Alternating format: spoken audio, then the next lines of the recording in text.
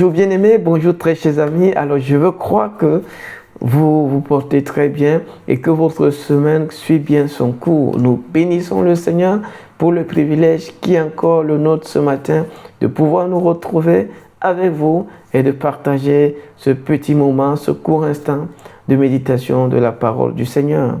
Alors si vous voulez bien, nous allons dire un mot de prière. Nous bénissons ton nom éternel, notre Dieu, toi qui es à l'origine de ce jour. Nous te le confions, nous te soumettons nos vies et nous prions que ta bonne main vienne avec nous. Nous prions que tu nous conduises, tu nous instruises, que tu nous montres la voie à suivre et que, Seigneur, ta main gracieuse, Seigneur, se déploie sur nos vies tout au long de ce jour. Bénis ta parole et permets qu'elle puisse nous encourager ce matin et nous conduire tout au long de cette journée. Que dis-je, tout au long de cette semaine, de ce mois et plus tard. Fais-le au nom de Jésus. Amen. Alors ce matin, nous allons porter notre regard sur le verset 28 du deuxième chapitre du livre d'Actes des Apôtres. Celui-ci dit: « Car tu m'as fait connaître le chemin de la vie et tu me combleras de joie par ta présence. » Tu m'as fait connaître le chemin qui mène à la vie, le chemin qui mène à la félicité et tu me combleras de joie par ta présence. Parole du Seigneur, Amen. Alors, ce texte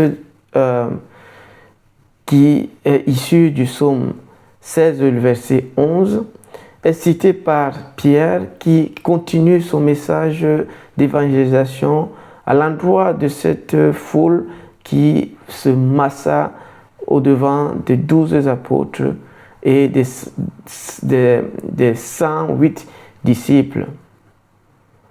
Et donc ici, le texte met deux choses en avant. La première chose, ou du moins deux séquences. La première séquence, c'est ce que Dieu a été capable de faire dans le passé, c'est ce que Dieu a réalisé. Et la deuxième séquence, c'est ce qu'il va faire dans un futur relativement proche, on va dire.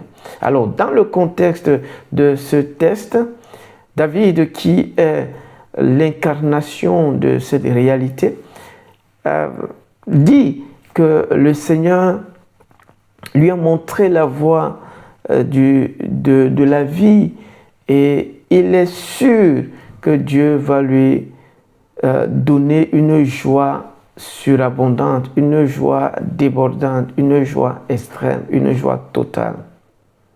Et c'est pour ça que j'ai intitulé vite fait le partage de ce matin la source de la vie et de la joie débordante. La source de la vie et de la joie débordante.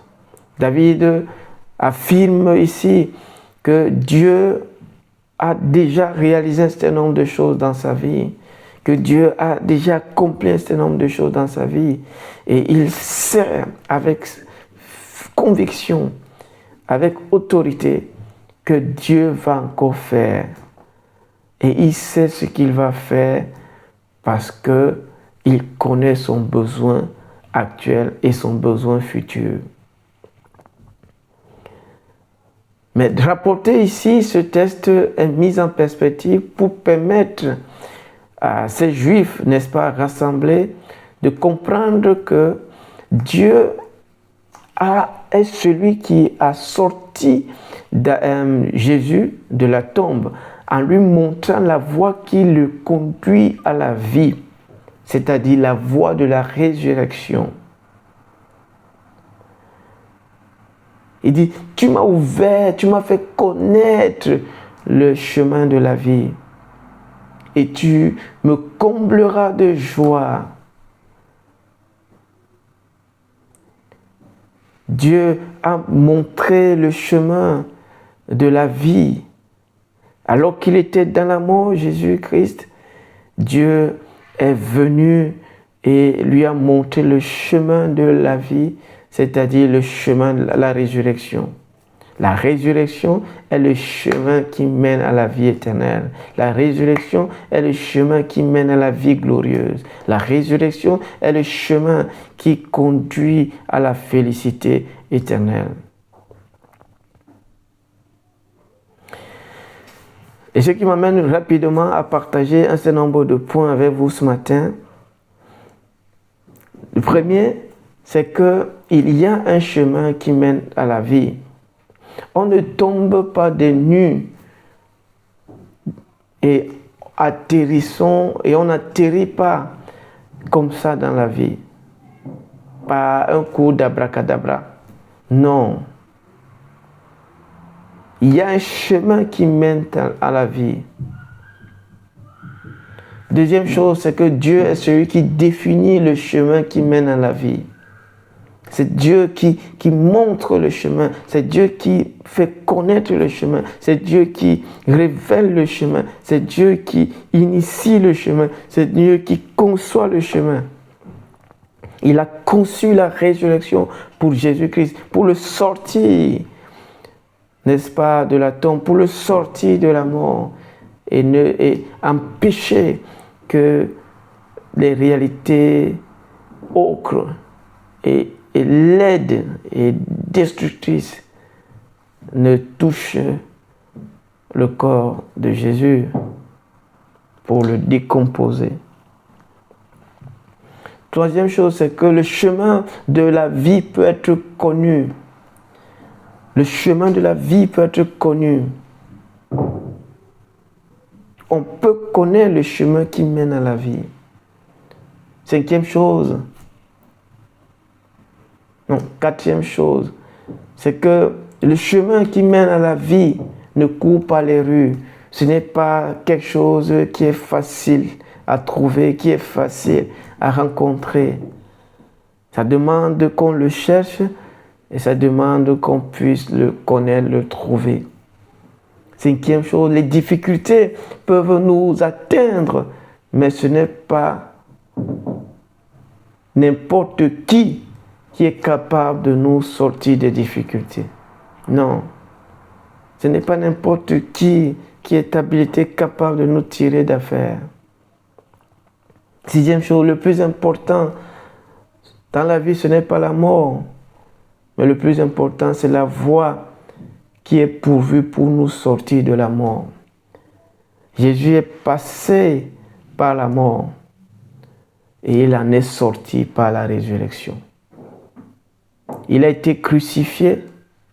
C'était ça le chemin vers la mort. Maintenant, le chemin vers la vie, c'est la résurrection. La crucifixion fut pour Jésus le chemin vers la mort. Et la résurrection fut pour Jésus le chemin vers la vie, vers la gloire. Septième chose, il n'y a que ceux qui ont connu la mort ou qui vivent de rudes épreuves qui cherchent à connaître le chemin qui mène à la vie. Tu m'as fait connaître le chemin de la vie parce que j'étais à la recherche du chemin qui mène à la vie. Parce que j'étais dans une situation qui nécessitait que j'emprunte, que je sorte pour aller à la vie. Si je ne suis pas dans les ténèbres, je ne peux pas réclamer la lumière. Huitième chose, c'est une chose que de sortir de la mort et d'accéder à la vie, mais ça n'est une toute autre que de vivre vraiment une fois qu'on est sorti de la mort.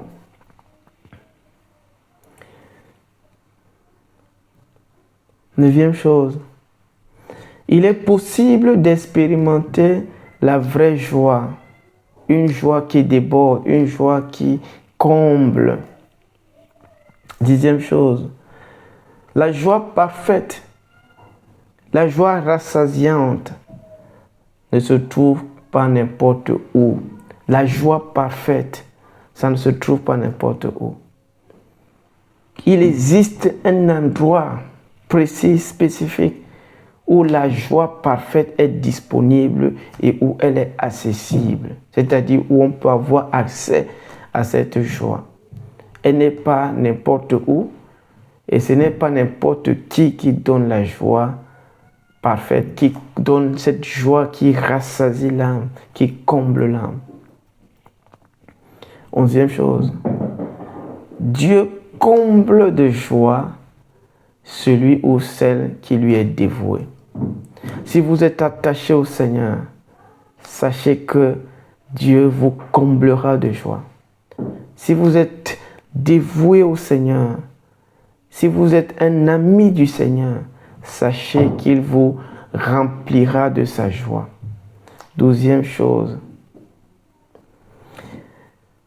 la joie débordante ne se trouve que dans la présence de Dieu. Rappelez-vous, on a dit que la joie ne se trouve pas n'importe où.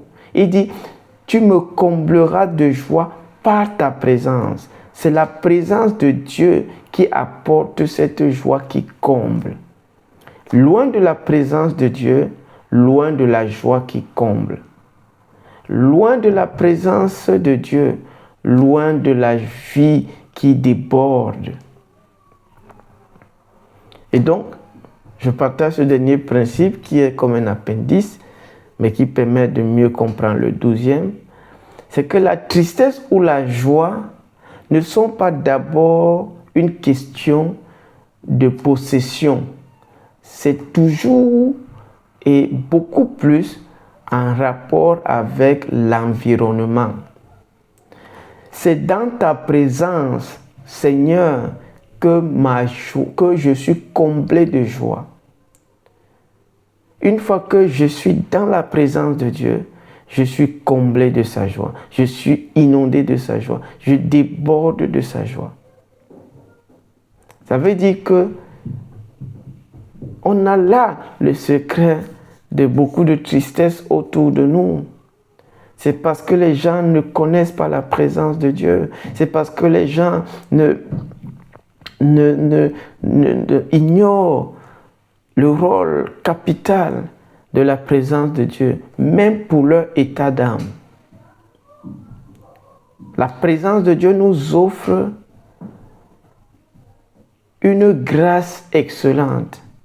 Elle rend disponible une joie que le monde ni ces choses ne peuvent donner.